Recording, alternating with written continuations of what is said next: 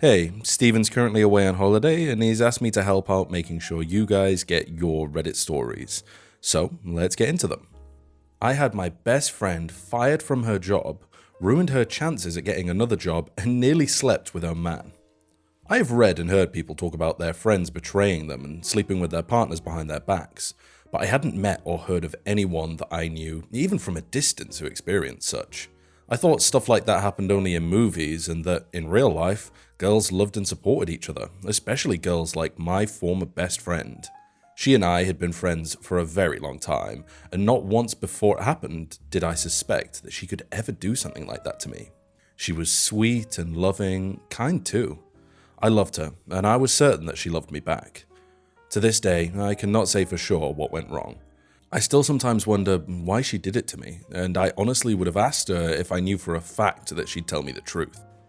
My boyfriend and I met after I graduated college. My best friend was already in law school at the time.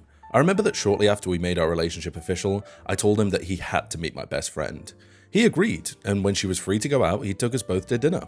It was a fun night, and I was chuffed to see the both of them connecting and relating with each other freely. My boyfriend is a lawyer too, so they had many things to talk about, seeing as she was well on her way to being a lawyer.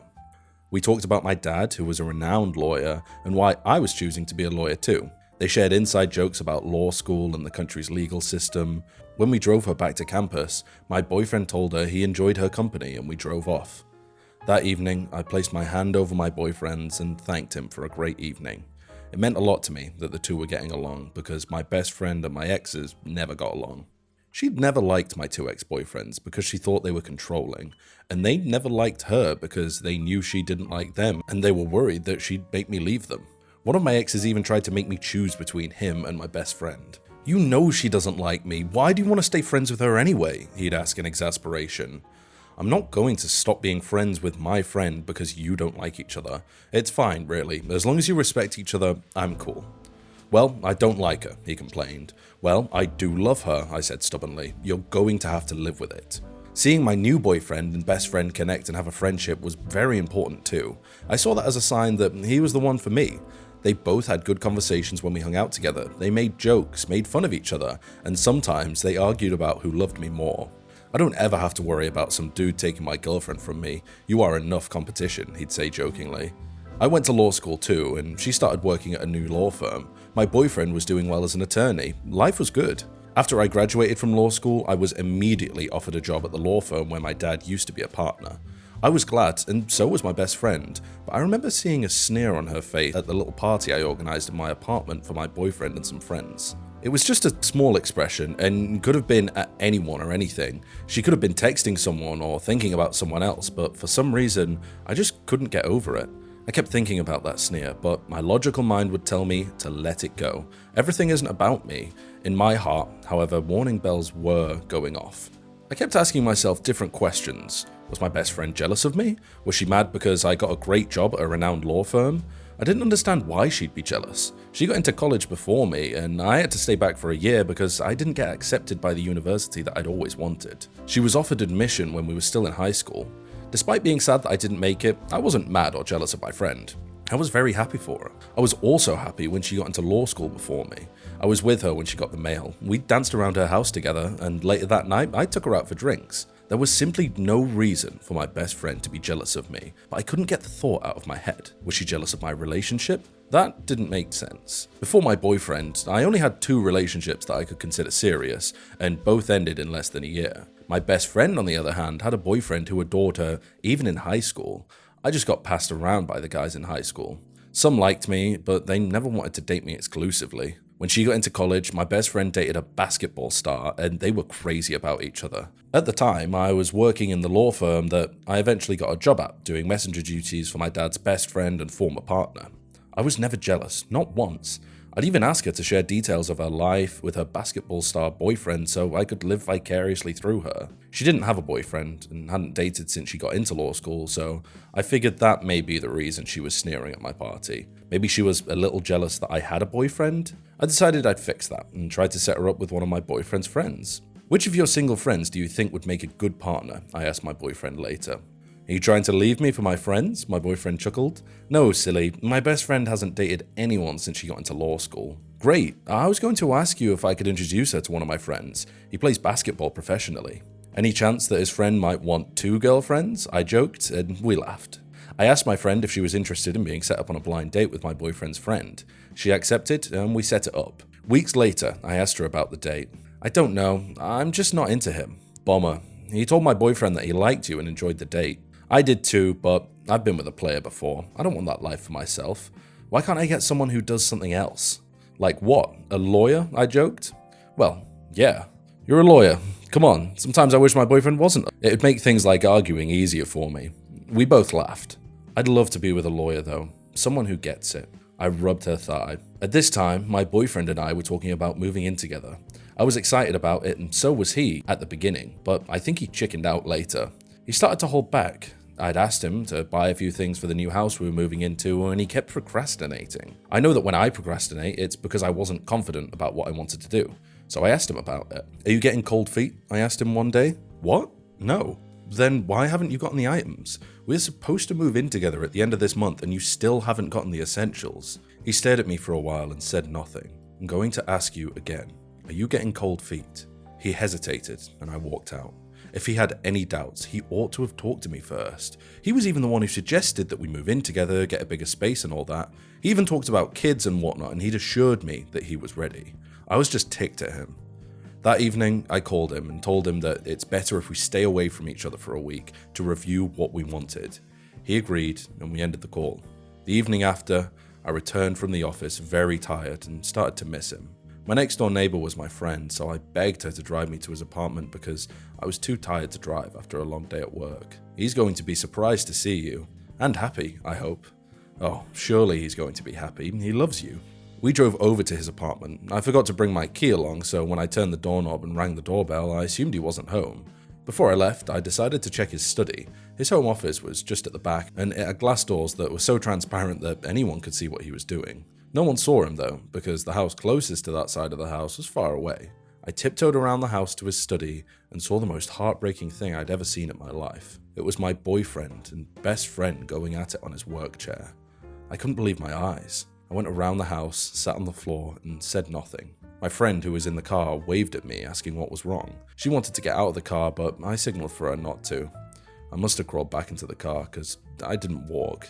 I cried all the way home. For the week where I wasn't to contact my boyfriend, I was hysterical. I avoided everyone and hardly ate. The only person who could speak to me was my neighbor and friend. She was there for me every step of the way. The phone was talking about sending someone to a different state for a case that may take 3 months. I offered myself immediately. I just needed a change of environment. I had plans to get back at my best friend, but I didn't trust myself not to charge at her when I saw her, so I needed the space. I told her I was leaving shortly before I left. I lied about it being impromptu. She tried to pretend that she was sad about me leaving, but I could hear the excitement in her voice. My boyfriend, on the other hand, was ticked that I was leaving, or he pretended to be. He asked to drive me to the airport, but I refused. He asked to see me, and I refused too. I just left. When I got to my destination, I spoke to someone who hooked me up with a good therapist, and I threw all my time and energy into that case. It was the kind of case that could change the course of one's life forever. Also, it was being shown to the world because of the parties involved. My boss had done me a huge favor by letting me take the lead in this case, and I was not going to disappoint him. I disconnected completely from what was going on in my relationship and focused fully on the case and healing. At the end of the case, we won, and the internet was buzzing about how great the lawyer did. Naturally, the top law firm started trying to poach me, but I had them on hold, made my boss approve an extra paid month for me to rest, called my boyfriend to break up with him, and stayed back for a full month. When I finally returned, my best friend was the first person who came to visit. I'd been so sure that the next time I saw her, I'd shred her to pieces, but therapy helped me learn to manage my emotions better. I received her like all was well, and when I saw that sneer while I was pouring both of us a drink, I knew for a fact that my best friend had always been jealous of me. "Everyone is talking about you in our firm," she said. Yeah, many law firms reached out to me while I was away, but I told them I was trying to recuperate. It was such a messy case. "But you fixed the mess," she said and smiled. We talked about my boyfriend, and I told her I ended things because I was bored with him. I just think I need a bigger challenge, you know? She said nothing, so I changed the topic. I made sure she got very drunk in my house, and then, while she lay on my couch, totally passed out, I took out her phone and went through it. I found out that my boyfriend had broken things off with her even before I broke up with him. I also find out that she tried to convince him to end things with me. She also proposed to him, but he refused. When he ended things with her, she cursed at him and she swore she'd tell me. He'd warned her not to. You're going to lose me and then lose her. I know you would never do something that foolish. I had all the information I needed, so I started working on my revenge. When I resumed work, my boss mentioned that he knew I'd been getting offers, so the managing partners had decided to make me a senior partner. I was excited because my hard work had paid off. My dad would have been proud, and something good finally came out of my heartbreak. After I was made senior partner, my credibility as a lawyer rose. I was attending parties that only top lawyers could attend. One day, I noticed one of my best friend's bosses at the table and worked my way there. They were talking about a lawyer who was taking in a firm's clients as private clients, and I casually mentioned that I had a friend who did that too. Then I added that I don't blame the said friend because the lawyers there were underpaid. I also casually mentioned her name, so it caught her boss's attention. Her boss also stylishly mentioned her full name, so I could confirm it was her, and I did. Later that evening, she came up to me to ask if I was sure of what I'd said earlier. Wait, do you know this person? I asked her. I'm a senior partner at the firm. Oh, I'm afraid I must have had too much to drink. Please, excuse me. Knowing the law business very well, no boss is going to joke with such accusations, and I also knew that there was no way she was going to mention who gave her the information. That week, my best friend told me that her boss was accusing her. She cried bitterly over the phone and asked why things never went well for her. I hurried to her house and tried to comfort her. But of course, I wasn't done with her. The allegations and bullying she was facing at work were so enormous that she decided to quit. She applied for another job and put in my details as one of her references. She never even informed me, she just expected that I knew how well to talk her up. I was that kind of friend to her. Of course, when the call came in, I expressed surprise that she listed my name as a reference. I'm afraid I cannot stand as a reference for her, I said. Then I went on to tell them the same thing I told her former boss. I don't want to be involved should any funny business occur, I told them. Of course, she did not get the job, and she cried to me again. How am I going to get any job when all the law firms around here have blacklisted my name, she wailed. I patted her on the back and looked forward to my next revenge. My next revenge was not as serious. She'd started dating this older guy, and he was the only reason she could still even eat after losing her job. I looked the guy up and found out the reason his previous marriage ended was because he was unfaithful. He didn't know me, though he may have known about me. We'd never met, but she'd mentioned him to me many times, and I knew how their relationship was faring. I targeted him, and we started going out. He was flattered that someone as beautiful and as young as I am would be interested in him. I gave him my middle name, just in case my best friend had mentioned my name to him. We were in my house together one day when I texted my best friend and lied and said that I had an emergency. She hurried out of her house. I made sure that her man and I were there, nearly naked. Just use your key. I'm in my bedroom, I told her. In less than 40 minutes, my best friend walked in on me and her man. She was shocked and tried to attack me, but I was ready. I slapped her with a pan and ordered her out of my house. Payback is a female dog, I yelled triumphantly as she walked out and her man struggled to put on his clothes to go after. Well, that'll teach her to try and take literally everything from you. I mean, you were going to move in with this guy and he was doing that. Honestly, I feel like the boyfriend deserved a little bit more revenge. The friend really got the most of that. But good for you for getting your life in perfect order. It's one of those things that it'll always work out in the end. A fiery revenge for my cruel stepmother. If you've lived on this planet long enough, then you've probably read a book or seen a movie or show where the antagonist is a cruel or manipulative step-parent. I'm looking at you, Disney. If those have been your only experiences concerning them, then you can count yourself lucky, because there's nothing worse than having someone who's not your biological parent come into your life from nowhere and do the complete opposite of what you expected them to do. I grew up in the most loving family ever, with the most lovely parents anyone could ask for. My mum and my dad used to be childhood sweethearts, and their love stayed strong until they got married and remained that way even after they had all of us kids.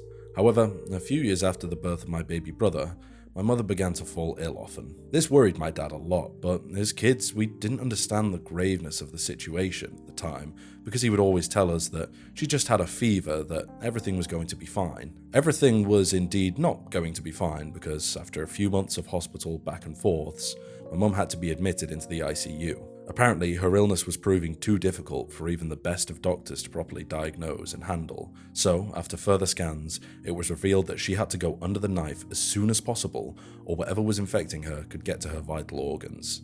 While under the knife, she went into shock, and the surgeons and other medical personnel tried to revive her, but it was too late as the infection had spread too far and her body couldn't handle a surgical check.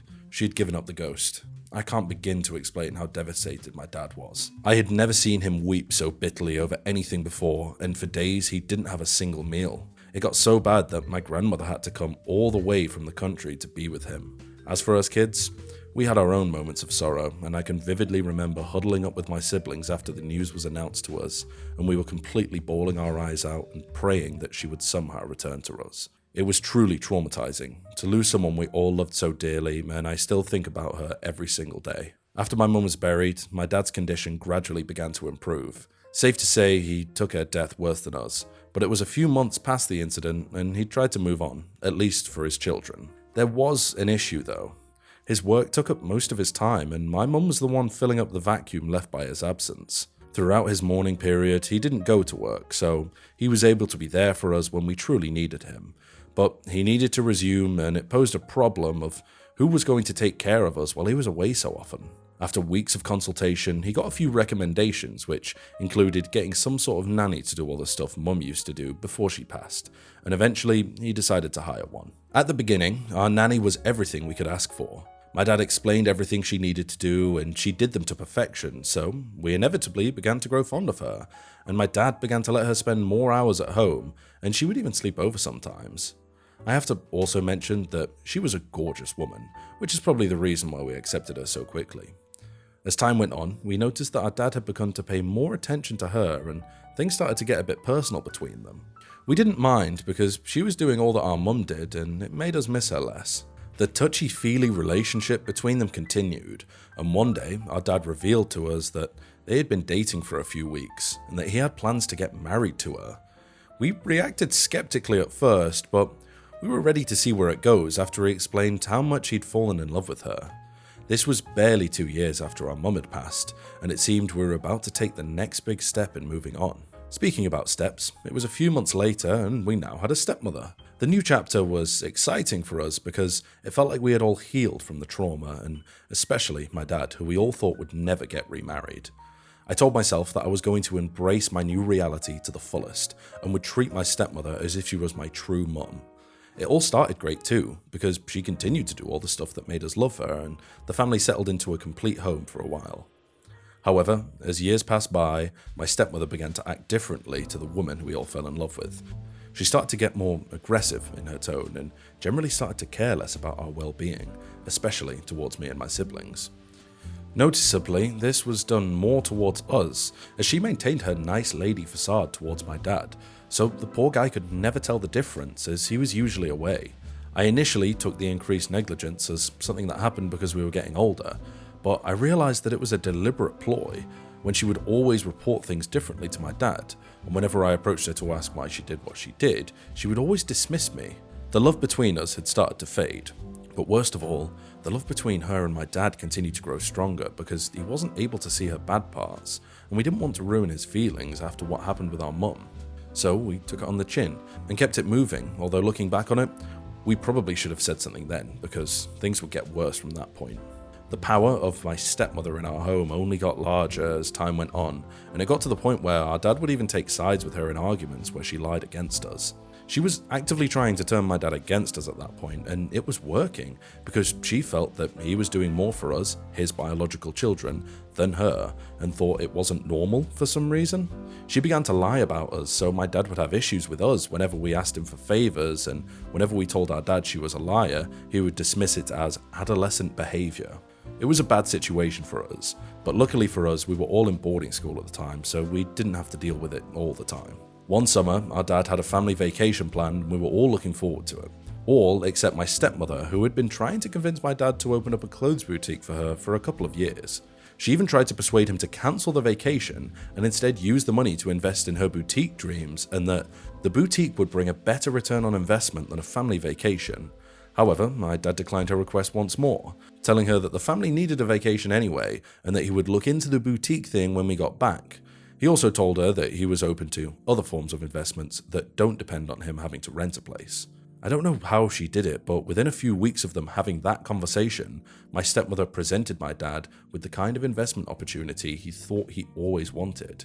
She even brought all the lawyers and financial consultants involved, and it looked pretty convincing to my dad, who trusted her instincts more than most, so he pumped a lot of money into it because of the high returns they promised. She also invested a lot of her money into it, and they began to look at themselves as something of a potential power couple. All of their optimism turned into sorrow, however, as just a few weeks after making their investment, there was a news break that the company they had invested in had collapsed after allegations of fraud had rocked them for months. My dad lost all his savings in that investment and had to cancel our family vacation because he could no longer afford it.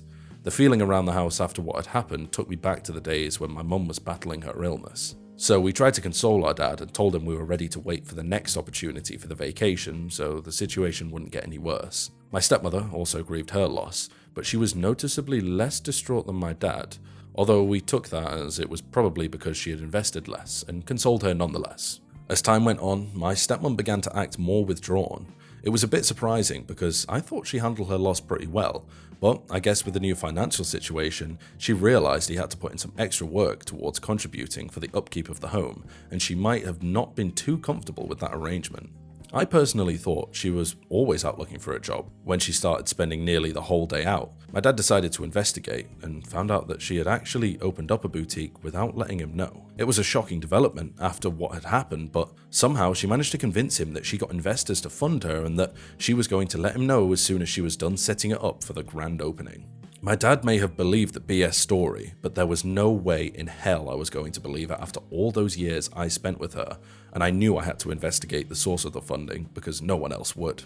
I picked a convenient moment where I would be able to have access to her phone, and once I got my chance, I went through all her messages and documents, and I was able to find some links between her and the consultant she had brought to inform my dad about the investment opportunity, as well as evidence of the calls between them. From all I could gather, I found out that my dad's investment never made it to the company, and that they were just a front for my stepmother to extort some money for her boutique from my dad. Trying to break the bond between my dad and his kids wasn't enough for her. She also wanted to ruin his mental health and finances, just because he put his family's happiness over her selfish desires. I was really ticked, and needed to react as quickly as possible. So I informed my dad about my findings, and to my greatest surprise, he didn't believe me. He thought I was being too dramatic and pointed to the fact that she also lost money in the scheme, and then told me about how she was able to raise the money for her boutique. Instead of losing my cool, I just told my dad to go through her phone and gave him specific keywords to look for when searching. I also told him to first report to me rather than to confront her if he found anything incriminating, and he begrudgingly agreed. To his shock, he discovered that everything I told him was true. For that moment, and the moments before, he had dismissed us, so he came to me asking what he was going to do, and I told him not to worry, because I already had a plan. The date for the grand opening had been set, and my stepmom had been inviting so many notable people. It looked like it was literally going to be a grand opening, as she seemed to make it clear every single time she spoke. Around this time, it also seemed like she had abandoned us because she was almost never at home. She had the freedom to do that because we were a bit grown now, but I could tell it was really affecting my dad, so I was extra motivated to ruin all that she had taken from him, and my plan to achieve this was quite simple: destroy the boutique. On the eve of the grand opening, I went to the boutique with as many tools of destruction I could lay my hands on. On getting there, I met the entrance locked and had to improvise, but luckily for me, I saw a slightly opened window which I was able to fit into and get into the building. When I got in, I realized that most of my options for destroying the boutique might leave some evidence behind. So I had to use the ultimate, most destructive option, which was burning the whole place down. I had some petrol and some matchsticks with me, so I began to drench the entire boutique in petrol. And once I was satisfied, I climbed back up the window I used to get in, struck the matchstick, and threw it as far into the boutique as I possibly could. Not to support arson or anything, but the flames that came from all the burning clothes looked so beautiful from where I was. Although it could have just been my vengeful spirit taking control at that point. As the flames began to grow, I left the scene before anyone else could notice and made my way back home, acting like nothing even happened. When I got home, my siblings, who had no idea of my plans, told me my dad had asked of me and that they were able to cover for me, which meant everything had gone according to plan. The next morning, a crowd had gathered around the boutique, but it wasn't for the grand opening. It was more like the grand finale, and instead of all the influential people, there were policemen and passers-by just looking at the ashes left behind. My stepmother only got to know that morning and fainted out of shock upon hearing the news. After she was revived, she went to the spot where the boutique used to be to ask questions she was never going to get answers to. A lot of her friends who had come for the grand opening were also there to console her, and while I wasn't there, I got to know all that happened because my dad went over there to play the role of supportive husband. In fact, she began to solicit for some more funding on the spot and was lucky to find a few people who were willing to help out of sympathy. She also tried to get my dad to pledge an investment along with them, but he was able to weave the situation and promised her to talk about it if she would just come back home. At this point, she didn't know we were onto her, so she agreed. She came back home. My dad decided to test her and confronted her about the investment they had made together and asked if she knew anything about it. But she denied ever knowing about it and began to gaslight my dad into thinking that he was delusional for believing me. To my surprise, my dad began to doubt what he had seen with his own eyes. It was as if he was under a magic spell whenever they were together, and I realized taking revenge for what she did to him wasn't enough. I had to save him from her grasp. The only way I could do this was to make sure she wasn't able to see my dad anymore, and the best way to do this was to make her pay for her crimes. So I continued my investigation into a relationship with the company she convinced my dad to invest into to see how much evidence I could gather against her, and it turned out there was a lot. I found out that she was one of the co-founders and had used a different name in all the documents linking her to the company. She no longer worked directly with them, but she was able to get unsuspecting people to put their money into the company, and since there was enough proof for their connections to them, I was able to file a police report. Within a few weeks of filing the report, a group of policemen came over to her house where she had been staying since the fire to interrogate her, and when she couldn't properly answer their questions, she was arrested on allegations of fraud and falsification of data. Finally, she was taken away. After she was arrested, I explained everything that had happened to my father, from the fire to the police report, and to my greatest relief, he was actually happy at what I did, because if I hadn't gone down that route, he probably would have still been shacked to this day. The fire in the boutique might not have done the trick, but the fire in my determination most certainly did. Well, I think it's clear for anyone to see that there is only one winner in this story, and that is this town's police department. First of all, there is someone who is trying to embezzle for months off her husband, and then eventually manages to swindle the money off him. Obviously, she's involved in something dodgy. An anonymous tipster goes in and tells him, oh, she's doing fraud. And that same anonymous tipster then tells the whole world the story about how she committed arson out of revenge. This is honestly spectacular. Keep an eye on the channel for the follow-up story about what life in prison is like for a convicted arsonist. Well, that's all the time we have for this video. Hopefully you enjoyed these stories, and if you want more NuclearRevenge stories, check out this video. Other than that, I'll see you next time.